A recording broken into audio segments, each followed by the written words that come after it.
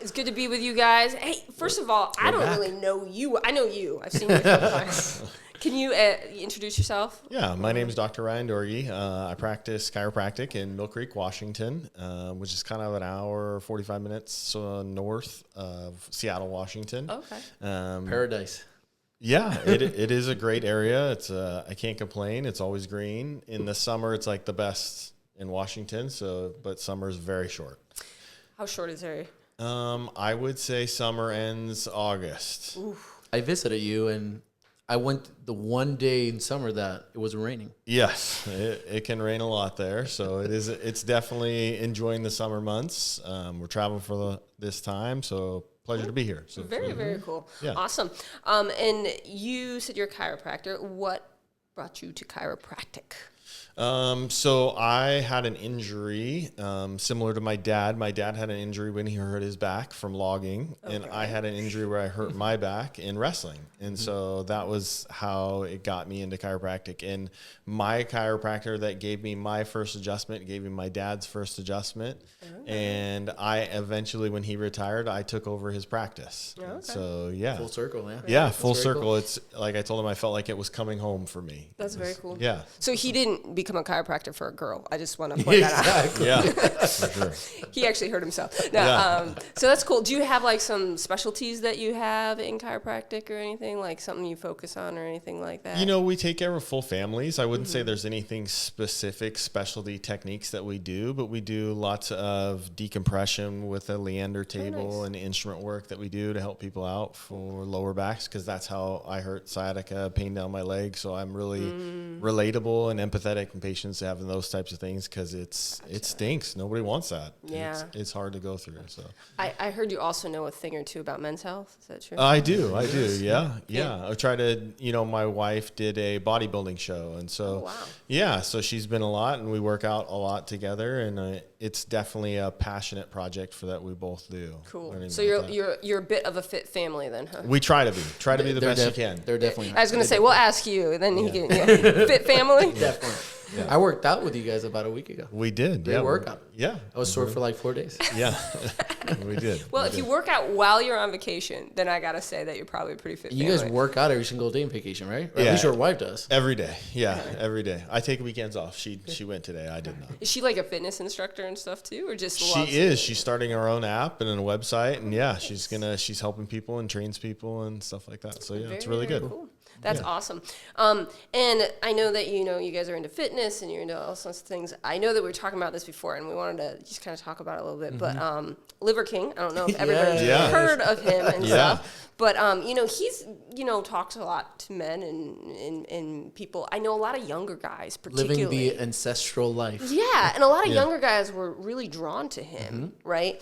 And there's been a lot of just, things about him that some good, some bad. I just want to know your opinion on it. Maybe you can share what happened. Yeah, I mean, I watched the documentary on Netflix, which is a good documentary. I mean, the principles are great. The ancestral tenets, sleep, sunlight, eat whole foods and lift weights and fight, just going back as our caveman ancestors. What was it called, the documentary? I don't know. Liver King, probably? Probably Liver King. Yeah, probably. Is that, he's like definitely Liver King. So he went viral. I mean, everybody was following him. It just makes sense. And it was a great marketing strategy, making him the Liver King. He's eating raw organs in social media. But then suddenly, boom, it comes out. He's actually using... Because he's like jacked, right? Super, absolutely. Like every guy's like, man. But he was on the juice. Yeah, in a lot. Yeah. I mean, and they called him out a few times. Even Rogan called him said he's definitely not natural. And he denied it multiple times and in multiple podcasts, as well as Logan Paul or the Paul brothers. They asked the same thing. He said, no, I'm not taking any steroids, and came out, that he definitely was taking steroids. It actually was a leaked email. He was talking to, I don't know if it was a trainer or somebody that was doing his lab work, but the email got leaked and it showed everything that he was taking. It was a lot that he was taking. Right. So when it got leaked and he goes viral again, because again, he pretty much lied to the whole community. He comes out, does a, half-ass apology and didn't take any responsibility over taking these steroids. If anything, he said, what I did was right because it pushed people to make different decisions when it comes to the health. Rather than saying, I screwed up, I'm taking all these things that are not good for your body long term either. And it backfired. And now the steroids, I think they're getting to his head because he was just arrested. Yeah, you got to take ownership of it, and own that. Well, tell, and I don't know this because I've never wanted to take steroids in my life. I'm a girl, and my goal is not to be all jacked up like that. What do they do to you when you take that many? Like, what can they mess with your head like that? Yeah, it can definitely affect your chemistry and all those types of things. There's many different types and different things you can go down. There's different avenues you can go through, but really, it's just trying to. A lot of baseline people do. They'll, even going through Men's Health and things like that, because a lot of people, as you age, will decrease the amount of testosterone you produce. You're right. And you can see a naturopath, you can see a medical doctor, you can see an osteopath, and get prescribed someone to move your ranges up into a normal range, which is a normal thing that people do. And you can get it through pellets, you can get it through creams, you can get it through injections. There's lots of ways to do it. And the other areas where people are doing other testosterone and other things are really extreme and going above and beyond the normal ranges of what people will do. Which is what he's essentially doing. Yeah, they're doing double to triple the normal ranges. So he's trying to get like, hey, if this is normal testosterone, he's trying to get, and the results of that is you do develop a lot of muscle, I take it. You have to do the work too with it. You can't just do it and not work out. You have to put in some of the work as well. So he probably does. But you will notice the results at a greater faster pace, so much faster. Well, and if you start working out, then you'll look like Hulk Hogan. Yeah. Saggy pecs and we all know the old guys in the WWF days. Those guys were juiced to the max, and those guys were monsters. But we all watched them.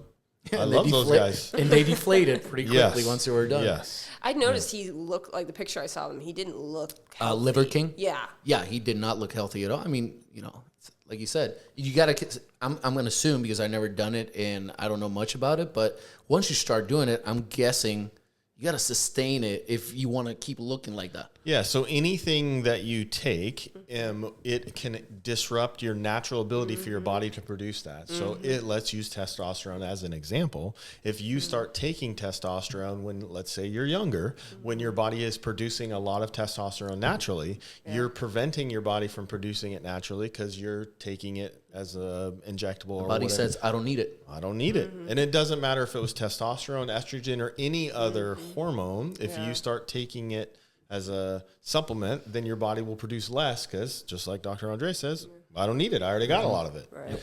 And so then you do eventually over time has to definitely ramp that level up. So you have to be very careful with hormone replacement in general. Yeah, you have to know what you're doing, do blood work and those types of things. It's not a bad thing. Peptides and all these things aren't bad things. You have to do it with eyes wide open and learning what you're doing. Same with the semaglutide and all those types of things, right? Yeah. It's still a peptide. It's a hormone. You just got to know what you're doing with it, and you can't just, I'm going to semaglutide, take it and eat pizza all day.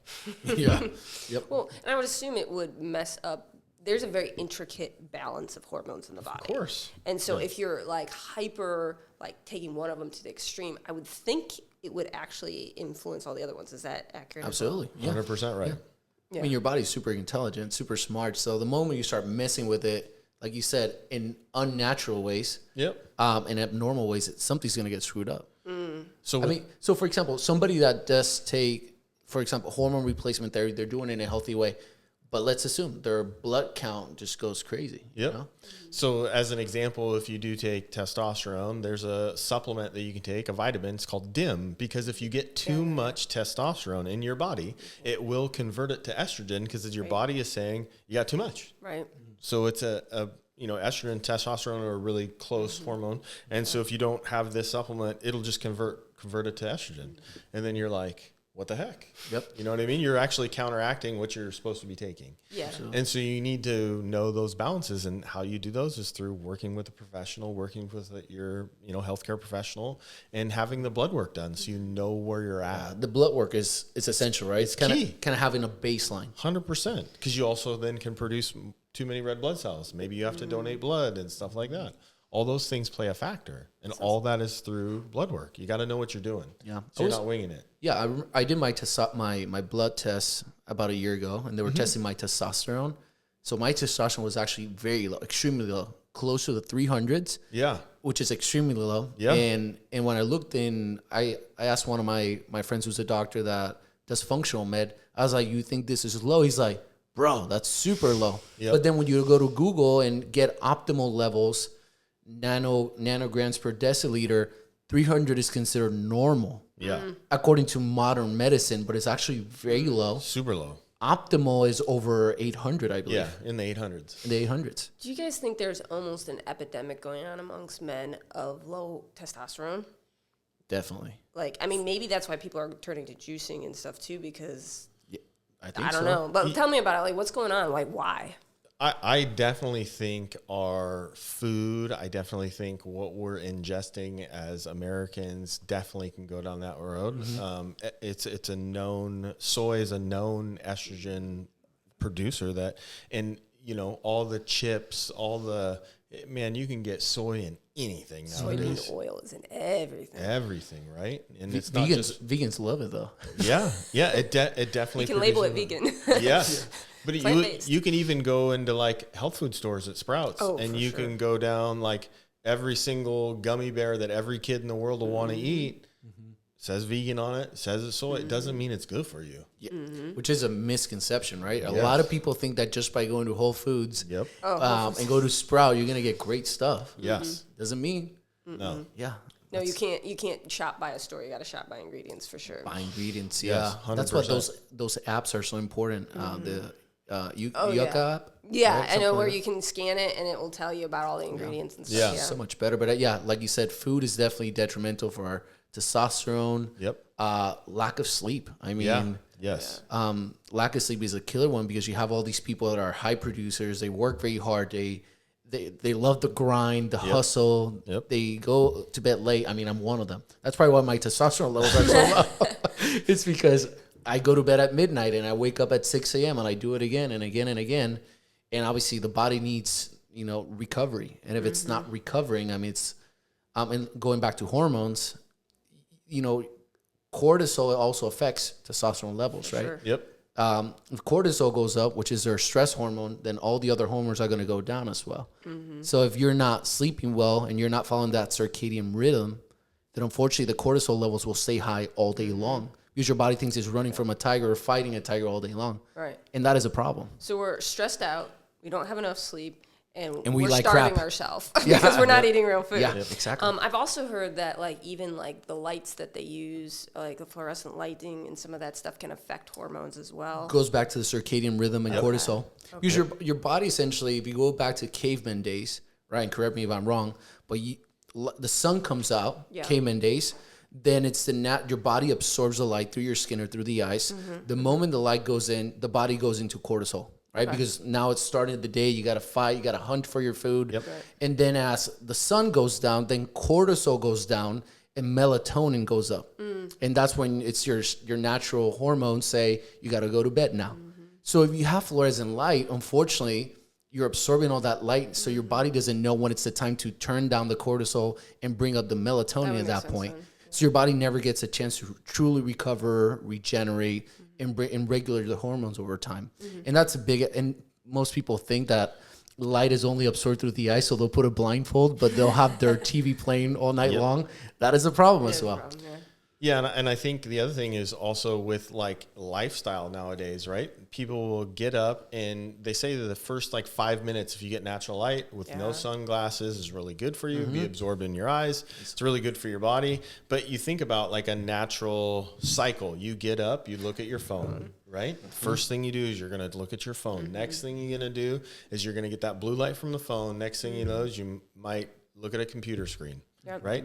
you're going to check an email, and an email is like a to-do list. So it's just adding stress. So now you've got blue light. Now you've got stress. Now you're going to maybe ingest some coffee, and now you're like, holy moly. Now you've got everything kicking in the wrong direction, and you haven't even done anything yet. And then you're going to eat cereal 100%. that is 100% Sugar. great. Oh, wait. Oh, yeah, that's right. Right? Saga. Yeah, right? And then that's your day, right? And then you're going to get in the car, put on sunglasses, and then drive to work, which you're going to sit underneath more fluorescent lights, increase your stress, and you go through your day, and your body's in fight and flight mode. So then when you get home, you don't even know how to unwind, and then you're on the TV. And probably once you get home, the second part of the day starts. Yeah.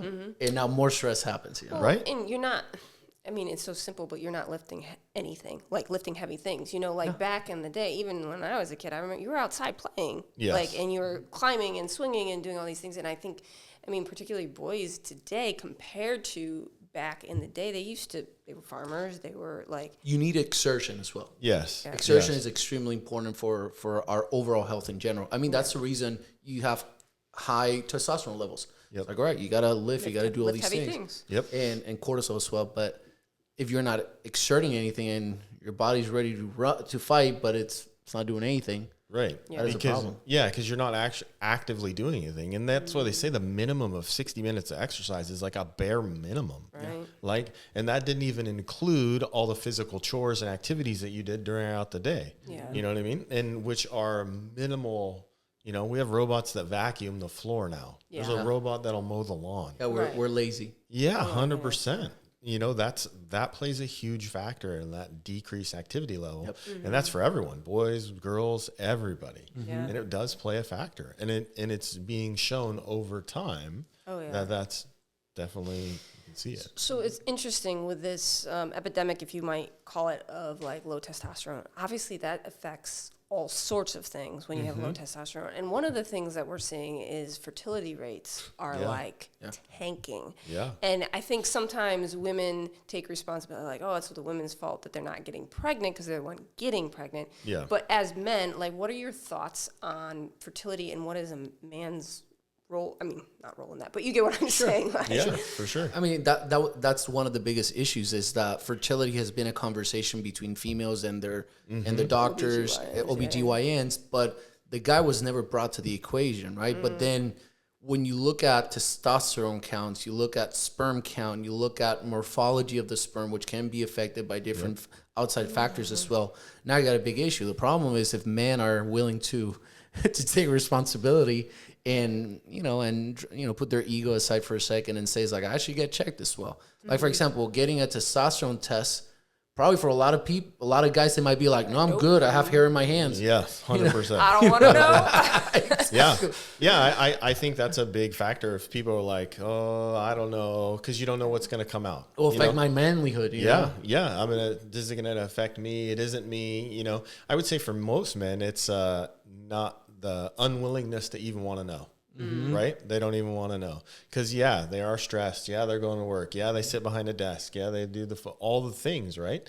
And that would be the biggest factor where they don't want to know. It goes from there. But you do need to. They are playing a factor. All the morphology, all the sperm counts, all those things play a factor because you have the stress. And then that we didn't even talk about adding in the pharmaceuticals and all the other things because those things play huge factors. And they try to sneak it in on the ad on TV. They say it as fast as humanly possible. And they do that for a reason, right? So you don't think about it, right? This is going to help me with my stress, and it has 1, 2, 3, 4, 5, 6, 7, 15 things that are said as fast as humanly possible. And Absolutely. I think I've heard that, and I'm a girl obviously, but I've heard like men at a younger and younger age are having trouble with their libido and having, dysfunction that shouldn't be happening at 18, 20, 22. Totally agree. Everything's so natural. For example, I heard Dr. Casey Meets. Is it Meets? The one that works with RFK. Oh, yeah. Yeah. The second, she was talking. It's crazy that females right now are reaching puberty way faster. Yes. Right? Yes. Like way the faster. fastest in ages, right? And then on the other hand, you have boys, right, that are barely reaching puberty at this point, low testosterone. There's an article that's showing that within 11 million years, I believe, the Y chromosome or the boy chromosome is going to be gone at that point. Yeah. Whether it's by design or, from government or environment. You got to ask that question. Yeah, right. It's just not good. I mean, well, and it would make sense if they're increasing estrogen with soy and estrogen modifiers basically across the board. It's going to make men more like women, and women, to your point, they mature way faster. Yeah, it's a perfect storm, unfortunately. Go ahead. Yeah, and the FDA is, the food and drug, right? So I feel like it's a generalization. Most people know GMO foods are bad now. Mm-hmm. Most people are like, that's probably not the best idea. But how long did that go on for? For a long time, yeah. Long time, right? Mm-hmm. And it's still out there, right? And people kind of know those, what do they have, the 7 foods that you avoid and stuff like that. All those things are out there. But still, when you go to the restaurant, there's no guarantee that every you don't know avocado, apple, or carrot that they're using is organic. All those things play a factor. Absolutely. And you still want to have a good time with your family, but that still plays a factor over time. And so not just the food, the drugs, like we just said, all those things play a factor. Absolutely. They've seen the side effects increase and those things, and it definitely is increasing the amount of estrogen that probably more people are getting than they've ever known. Yeah. When they don't even aware what they're getting. They have no idea. Exactly. Mm-hmm. Yeah, you're not like, I'm doing this on purpose. Right. And a lot of people, to your point, I don't think they're doing, like, they might know, but it's when you're stressed and you're tired, you're driving back home from work, you're like, I don't have time to cook, I don't have time to do this, I don't want to go for a walk, I want to sit on my couch, and 100%. I want to get the pizza takeout or whatever. Actually, those are signs of low T. Exactly. Yeah. So it's like a cycle, right? You get stuck in it. So then the question becomes, if a guy's listening to this and they're like, okay, that's me, you're describing me. Yep. What do I do? How do I get out? What are the steps? So first of all, they got to recognize it. I mean, that's you got to own it. So you can't, because I think society, we've normalized certain things. A dad bod. Yes. Oh, that's normal, right? Yes. Or it's normal to work a lot and then go to, you get to your house, and because you've been working all day long, now you just lay on the couch and watch TV and drink a beer or smoke a cigarette, whatever it is. Yeah. That's common and normal in society. Yes, totally agree. So we got to understand that is not normal, right? That a guy should have enough energy, should have enough vitality, should be, there should be some energy throughout as the day goes by. The libido has to be high as well. Like, that is a normal guy. Right, so that's the first one, is recognizing those signs. And once you recognize those signs, and you know that it's not normal, right? And common and normal are two different things, right? Yes. You know that. We talk about that a lot. It might be common with your friends that all you guys are tired and fat, and but once you recognize and know that it's not normal, that's what the point where you're like, I should get checked. I should get a blood panel, and probably your medical doctor might not recommend it, because unfortunately, probably not. Medical doctors are just going to look for high cholesterol, Yeah, the things that I think people are trained to get looked at, there's like age groups, right? It's your high cholesterol, it's going to be your blood pressure. You're over a certain age, we're going to check you for diabetes, we're going to check your prostate. Those are kind of the things, colon cancer, right? Which are important, and you should do those to get checked. But they're not going to look at your BMI. They're not going to ask you about your activity levels. They're not going to ask you about your exertion levels. They're not going to ask you when's the last time you walked up a flight of stairs and weren't completely winded, right? I mean, those things are honest questions that you can have with your spouse, with your whoever, and because bringing those up to your healthcare provider is important, because then you can see if you do need to run those tests. And honestly, another one is accountability and looking in the mirror. I need to make some changes, right? No matter with you go see a healthcare provider and you do get your blood panel run, you're going to have to be the one that puts in the work. Absolutely. There's going to be no quick fix. Absolutely. And we do not live in a society who doesn't, like, our society loves quick fixes. 100%. You're 100% right. And so that's probably step one.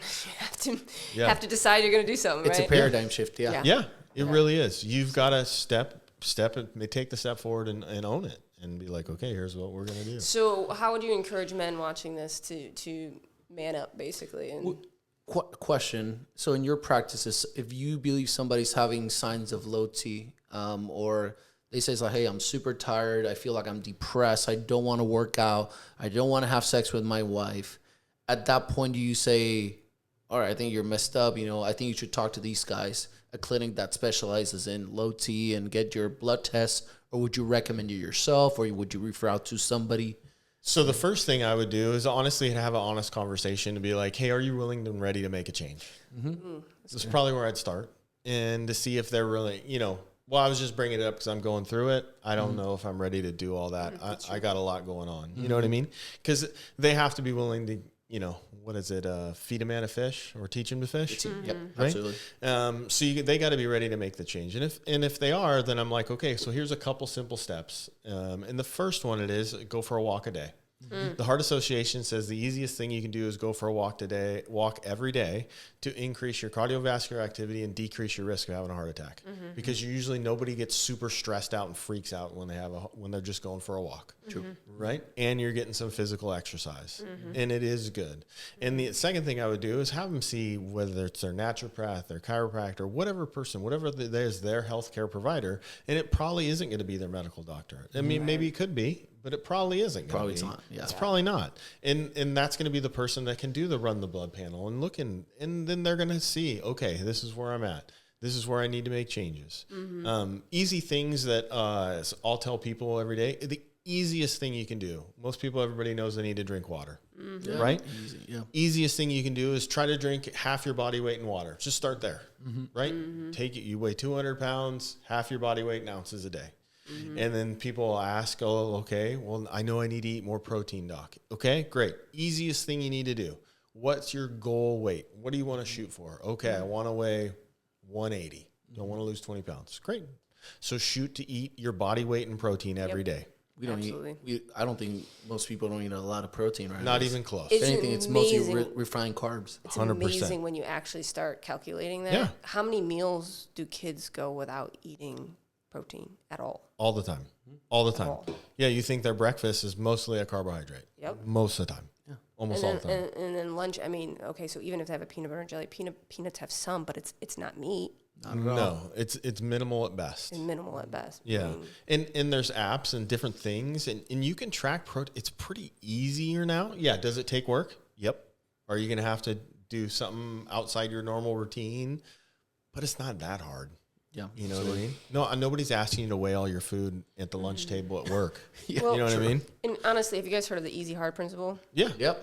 That's what it is. Yep. Right? I mean, you can share what that means. Hard but easy or the easy hard. Yeah. You can pick easy on the front end or easy on the back end. It's your choice. Right. You know? I like the one you either pay the farmer or you pay the pharmacist. You choose which one you want to pay. You choose. Gotta do a shirt. Yeah. Gotta get a shirt. You just choose which way you want to go on that. And that, that's it's however you want it to go and how you want to put in the work. Yeah. Those are some great tips. Very, very good. Yeah.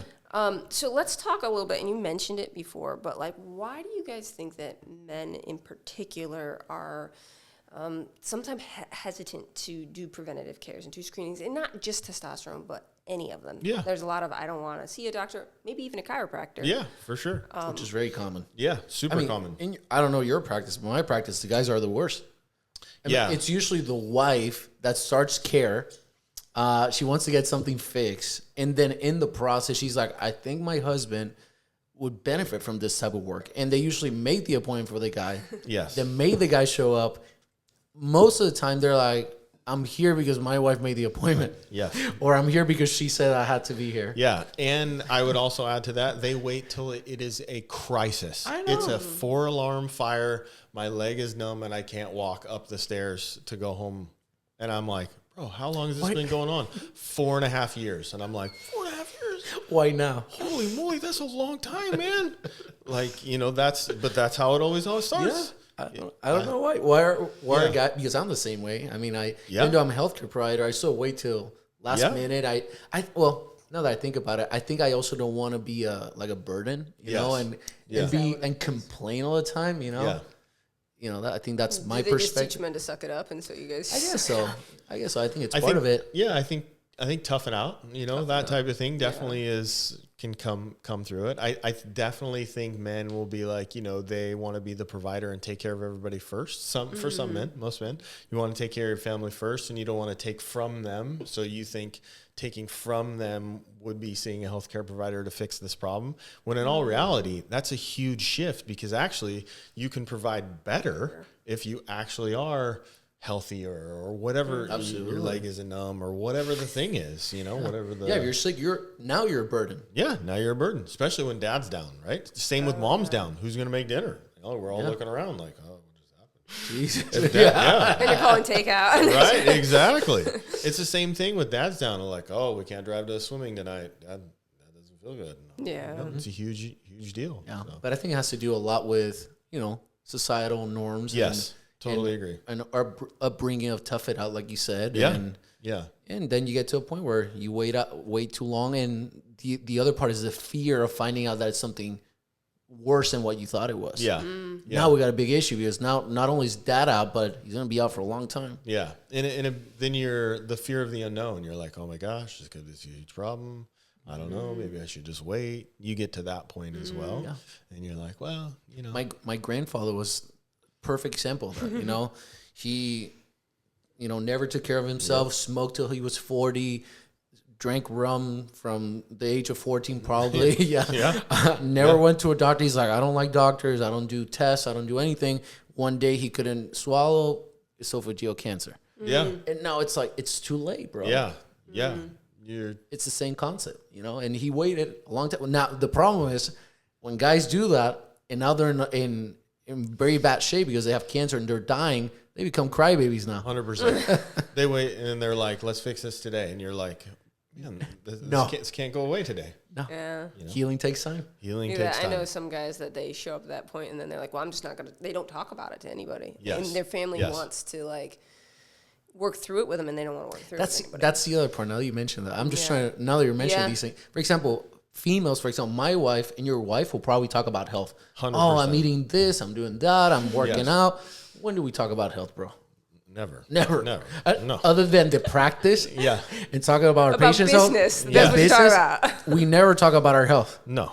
We don't sit down. It's like, bro, how's your A1Cs or we don't talk about that. Not in a million years. I wouldn't even bring it up even if I had to. I would hang up. Yeah. Yeah. So guys just don't want to share. They just I mean, we don't talk about it. I don't know. Yeah, that definitely doesn't come up. Talk about it. Yeah, it definitely comes. And me and Heather work out regularly. Me and my wife work out really regularly, and we have a good routine. And I actually think, where it changed, and a credit to her is she wants to change our trajectory for our family. So, if we have family members that are sick and ill and grandparents and stuff like that, she doesn't want that to be what our kids remember for us. Mm-hmm. And I think that's huge. That's a huge thing. And I think that would be a big turning point for a lot of men making that change. Be like, hey, don't wait until it becomes this crisis. A lot of people, we go through seasons, right? Mm-hmm. And some people in the middle age, you're through your earning season, right? You're like, okay, I'm going to earn all this. So I'm going to accumulate this wealth. So then when I can retire, well, you burnt all those years and then a lot of people will spend all their wealth to try to get their health back when they're in the retirement. Yeah, it's too late. It's too late. And it takes a lot longer and a lot more effort when you could have been a lot more preventative. That is such an interesting concept of the relationship between health and wealth, especially for men, because I know traditionally, and I think men still feel this, is you guys are the providers. Yeah, we care more about money than health. You do. Yes. Because as a woman, I can tell you, I enjoy working, but I don't think about money. My husband laughs at me because he's like, do you think about how much money? I was like, no. But yet you guys, that's very much what you just said. That's the most important. And so people will sacrifice, men will sacrifice their health for money. Wealth. Yes. But you're saying that's actually, when you stop and think about it, not probably the best decision. So how do you balance that as a man? Because you're like, I have the stress, I got to provide for my family, I got to do this, but you also have to balance your health. And you're a great example because you're running a clinic that I'm sure keeps you busy. So how do you, and you too, how do you balance your health and your wealth and your business and your health? Yeah, I think you need to, for us, we have to manage our time. Mm-hmm. Because if you have idle time where you don't have something scheduled or something organized, you'll waste it. You'll easily waste time. True. You could waste time on your phone. You could waste time on a game. You could waste time on the TV. You could waste time on the couch. You can waste time doing anything nowadays. And if you really are like, okay, I know Tuesday, Thursday, and Saturday are my exercise days for 60 minutes.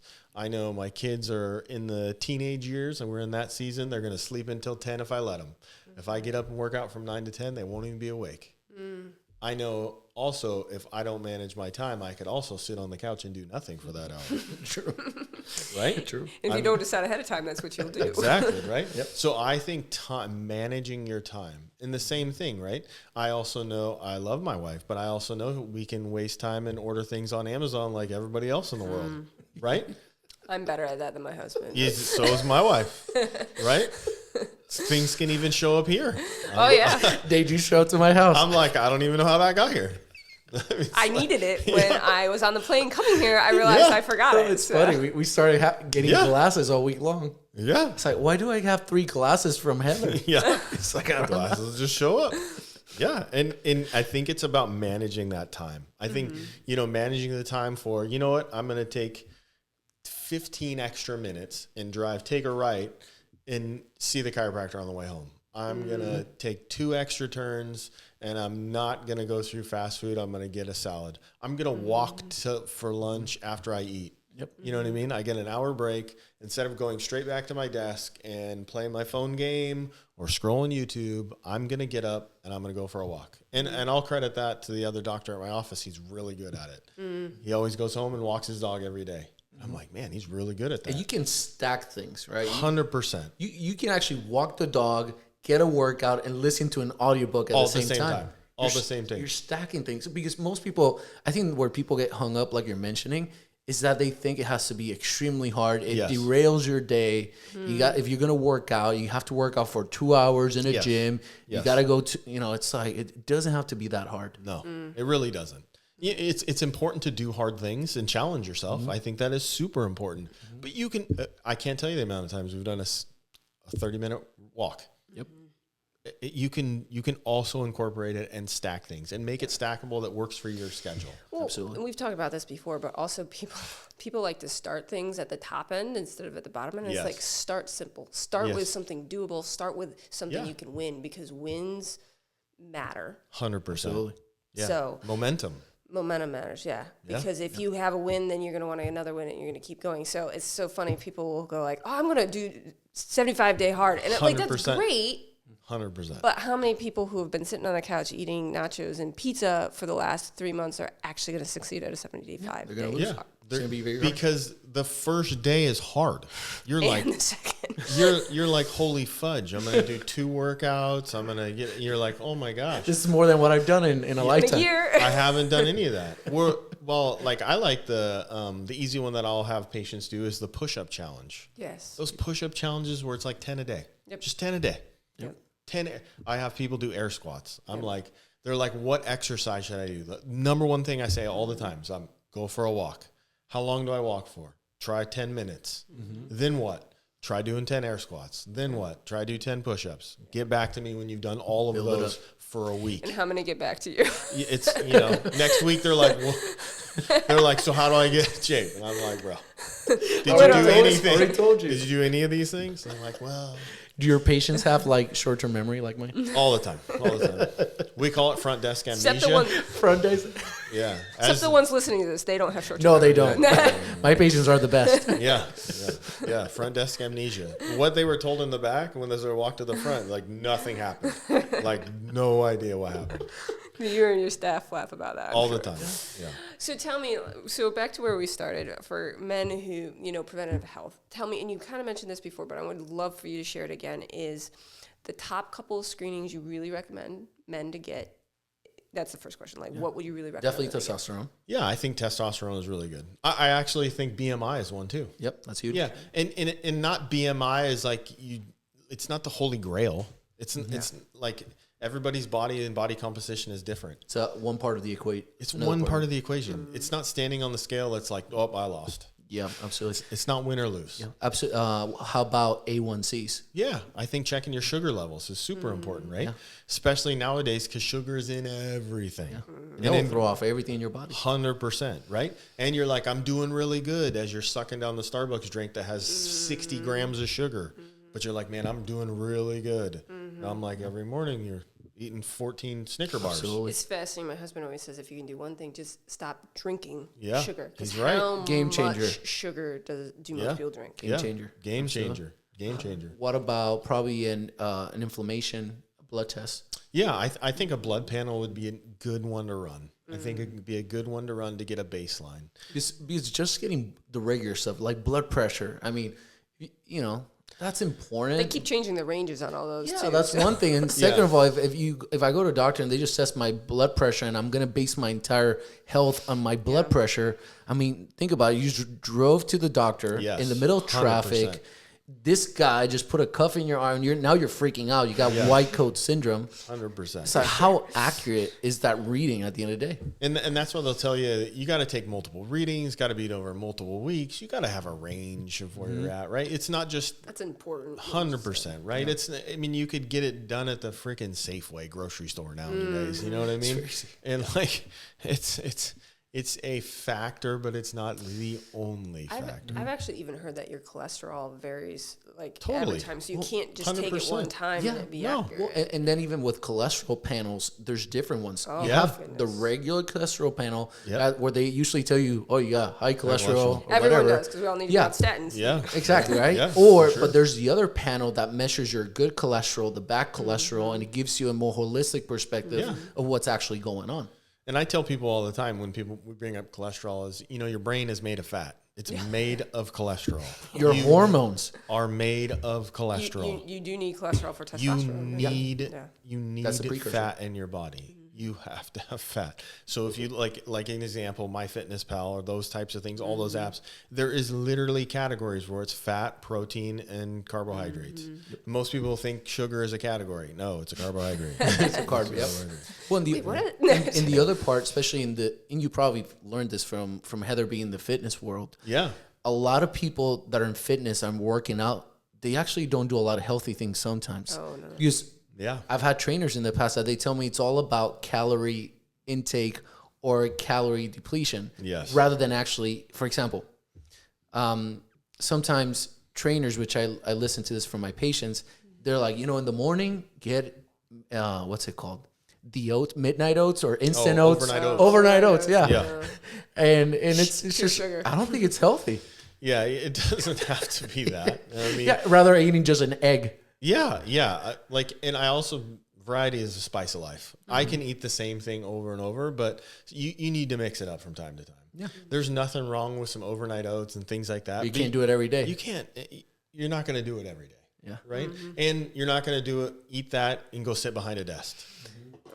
No. If I'm going to give it to my kid that's going to walk around with a freaking 60-pound backpack or whatever. Man, the backpacks are crazy. They are. They're so big they have to have wheels now. Yeah. There are kids that have wheelie backpacks, which I'm like, that's insane. But you know what I mean? They're going to carry around backpack to every class and in middle school. And carbs might be better. And I'm like, you knock yourself out. Eat some carbs and stuff like that. Yeah, but, I hear from my patients, I had 2,000 calories, but it's not the same thing as eating an 800-calorie donut versus eating a 800-calorie steak. Exactly. Two different compositions, Two vastly different. Yeah. And what your body uses of those things, right? Exactly. Right? And so you can have the most dense protein in the world, but if you can't use all of it because your gut's all messed up because you're taking this pharmaceutical and you have this stress and you've got this other issue and you've got a subluxated pinched nerve in your lower back, it's causing your freaking digestive tract to be all out of whack. All those things play a factor. You are not what you eat. You are what you absorbed. 100%. Yeah. 100%. And you're right. People are starving. They are eating a lot of calories, but they're starving. And you always say they're eating food-like substances. Food-like substances, yeah. Yes. Yeah, if you look at the calories, I mean, you're going to miss the whole equation, a big part of the equation.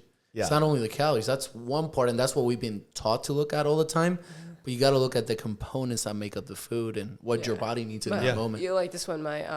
So we own a gym in Ohio, and our business partner up there, her dad was trying to lose weight, and so she was talking to him, and she goes, "Oh, what are you doing?" And he's like, "Yeah, I'm totally losing weight. I'm only eating a Snickers bar and drinking a can of Coke every day. That's all I'm eating." Yeah. He's like, "I'm barely having any calories." It's like, missed it.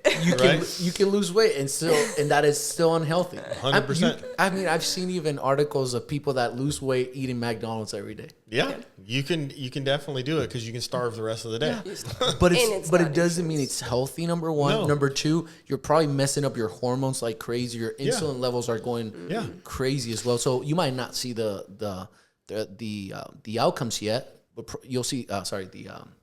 The the problems yet, but probably in a few years, if you keep doing that, you're going to have a big issue. Huge issues that come up over time, right? And those are the big things that build up and they continue to snowball. And then you're at this big problem at the end of the road because you haven't put in the time and the work. I want to talk a bit more about fitness, but before I do, I want to go one more question about preventative health. As a woman, as a wife, and this would be my question for any women watching this, what can we do to encourage or help men in our life to get preventative care? Like, how do we encourage you guys? Like, what actually works? Yeah.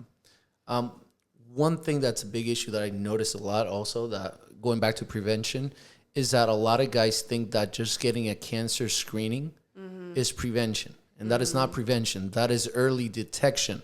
Yes. It's two different things. So just by getting cancer screenings, getting, I don't know, stress tests, whatever, I don't know what they do for heart. Yeah. That is early detection. It's not prevention. Okay. Yeah. Prevention is looking at what is normal in my body and how do I go back to normal, right? Or at least balance in the body, right?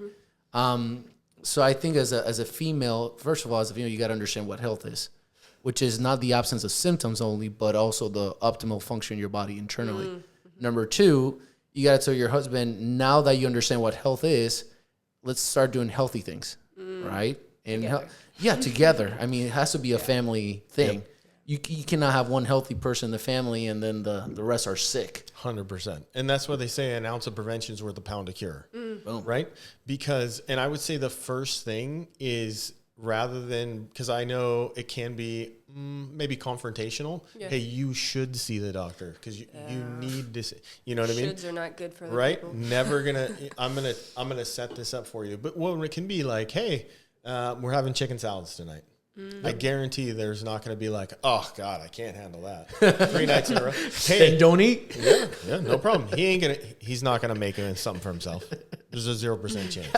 Just like my kids aren't gonna like go into they're like, oh, this is what we're eating. Just like me, yeah. Probably exactly. Go to bed hungry. Yeah, or you're like, oh, we're doing a roast in the crock pot with vegetables. Like it's like it's an easy first step is those prevention things, and those can lead to bigger conversations like.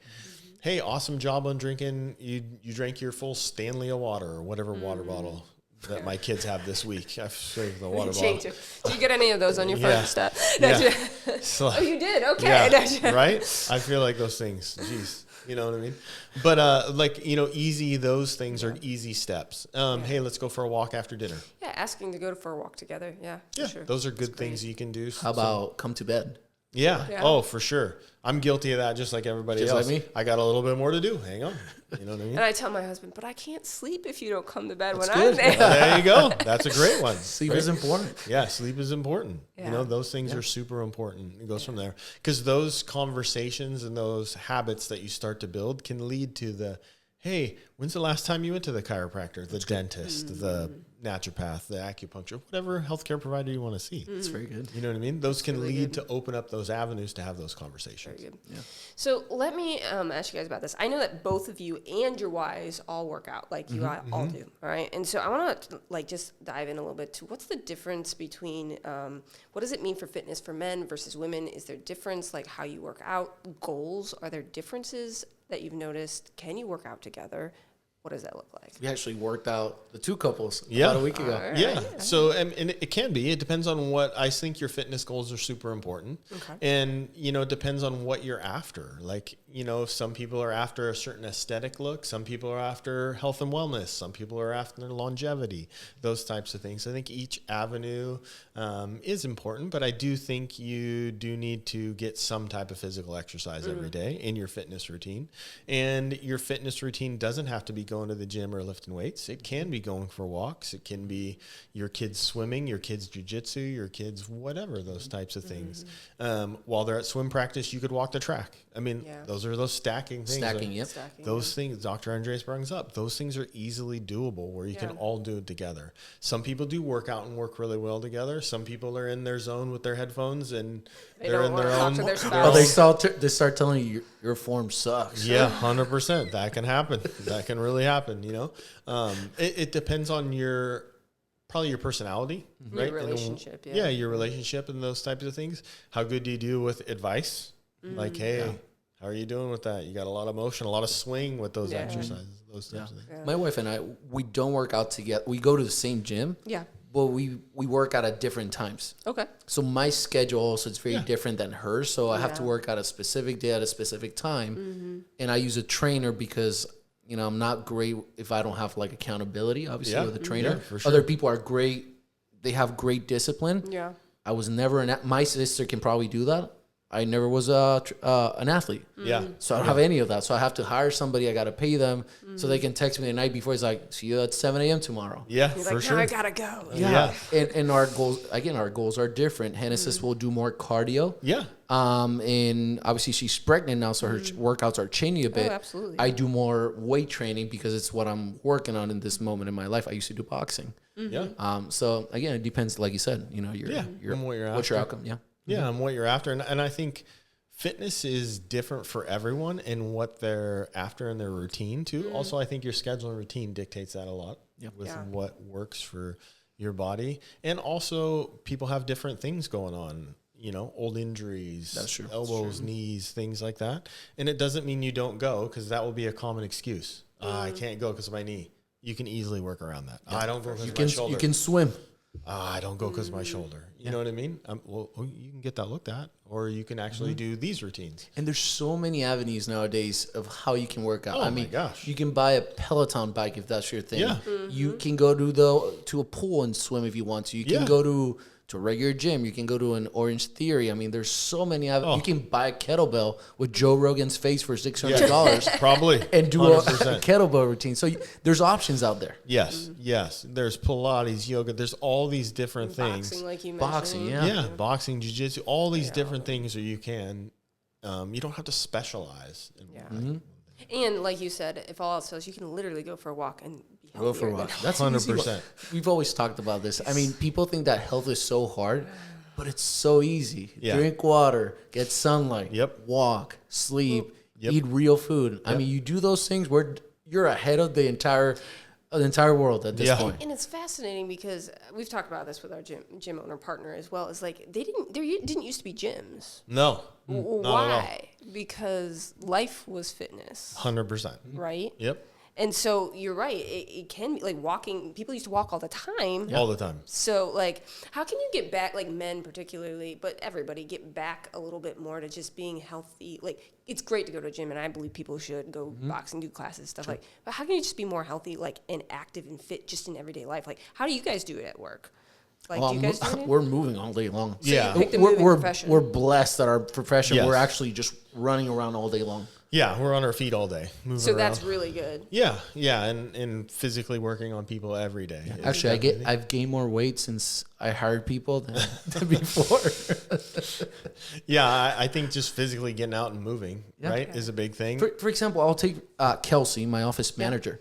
So we obviously our shifts are a little bit different. So we work from 10 to 12 and then from 3 to 6. She actually walks whenever her break is. Yeah. She puts on her headphones. She runs around the building. Just walks around the building. Yep. So you can do it. Yeah, you definitely can. All those things are avenues. It's easy. And it's about getting creative with your time. Like you said, time management and stacking. I think time management and stacking are great things that you can do to maximize your day. And get healthy. And play. And like you said earlier, discipline, like, hey, make a decision on, when I get home, I'm going to do this thing instead of that thing. Do you guys meal prep? We do. We do I was on just the going to weekends. ask about nutrition. I think meal prep is also very important. Yeah, I think nutrition is setting yourself up for success. Yeah. That's the biggest thing. Yeah. And on days that we don't meal prep, I will literally talk to Heather and be like, okay, I'm getting a salad, wherever you get it from. Here it's Qdoba, Chipotle. Okay, I'm going to get a double meat chicken salad at this for lunch. That's what I'm going to do today. Because like you said. And you can walk there. You can stack things. Because most people, if they don't prep or they're not in this this healthy routine, they're going to default to unhealthy. All the time. Easy. People are going to default to unhealthy and they're going to go through what's easy. And probably what's easy is their Chick-fil-A next door. 100%. That's the fastest. Yeah. The fastest, easiest thing. Yeah, and nutrition is so important, and I'm curious to you guys' opinion on, like, you eat what your wife eats a lot because she's cooking, right? So how does nutrition vary for men and women, or does it not? Should men be eating differently than women? My wife is pregnant, so it's different now. It is different now. It is different now. Yeah, I consume more protein than Heather does. But like I said, my easy thing when people ask me about that is I like, shoot what your goal is, and that's what you should eat in grams of protein. Men typically weigh more than women, so Yeah. they should probably eat more. 100%. Yeah, my wife does a lot more salad than I do. Yeah. I just don't. The only green thing that I eat is grapes. But I eat a lot of protein. I like plantains a lot. Yeah. So I eat a lot of plantains. So usually when we cook, it's the same protein that she cooks, but then we trade off. She does salad. I do plantains, or I'll do some other thing in general. So that's pretty cool. And there's another ways where you can, like, I always sneak vegetables in for my kids. Pico de gallo. yeah, absolutely. Right? Simple things like that. Mixing those things in there. Bowls are great. Yeah, Bowls bowls are are great great. for You can throw so many things in there and it just tastes so good.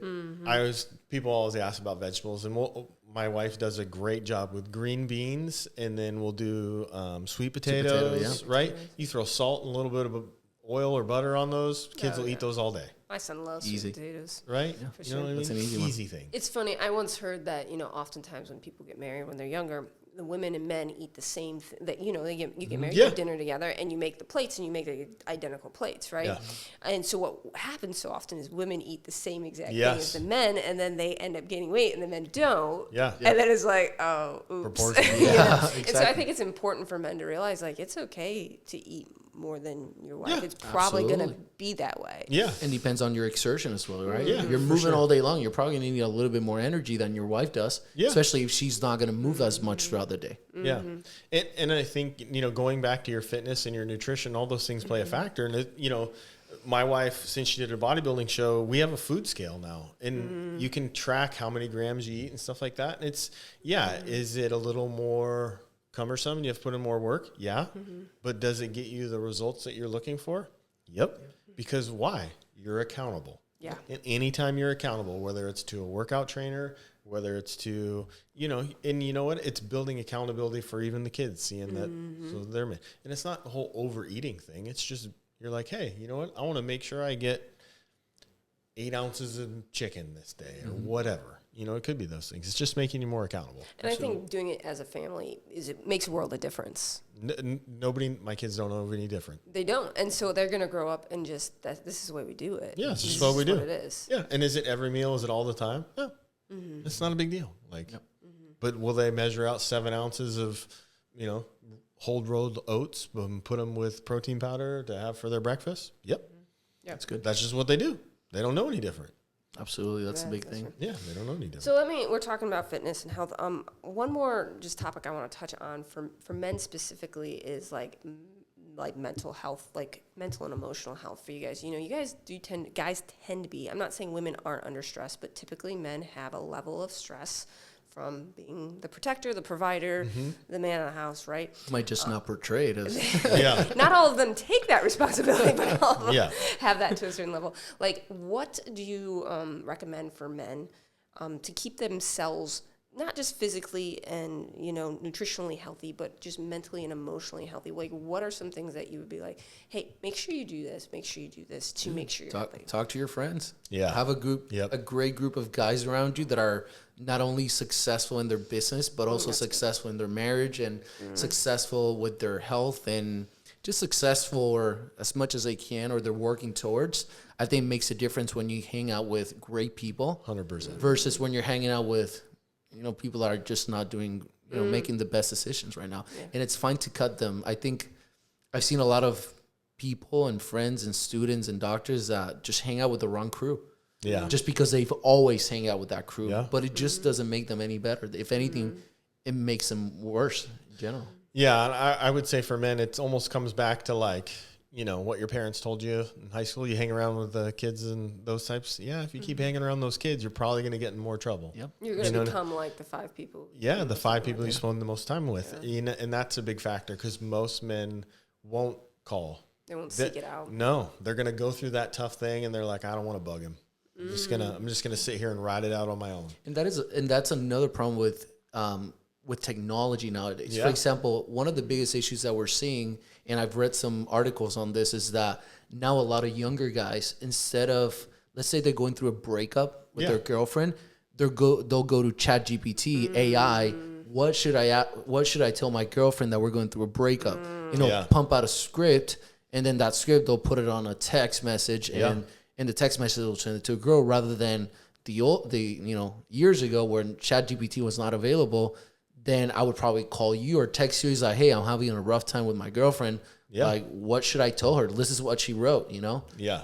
Like, we're losing a lot of that as well. And then you're losing the wisdom that's passed down. For sure. Yeah, exactly. And I think that's important. Yeah. And it's with relationships, whether it's at work, whether it's at home, whether it's, those types. And I also think the personal interaction, the face-to-face interaction, those things matter, right? Those things matter, you know what I mean?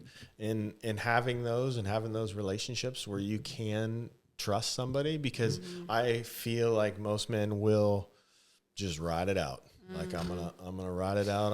Everything's good. And when you call somebody and you'll be like, how's everything? Great. Everything's great. Everything's fine. You know what I mean? When you get those lines and you're like, come on. Really? Yeah. And even as guys, especially us that were business owners, but even anybody that just works a lot, is just taking a break and taking a vacation, and it doesn't have to be a family vacation. It could be a guy's vacation. Yeah. For example, we go fishing twice a year, and that's our moment to decompress and just not think of anything that's going on with our businesses in general. Yeah, no, especially if you're on the boat and you get seasick, you're not worried about anything. You're not worried about how anything. many more hours of the charter do we have left? Yeah. You're worrying about not hurling on anything.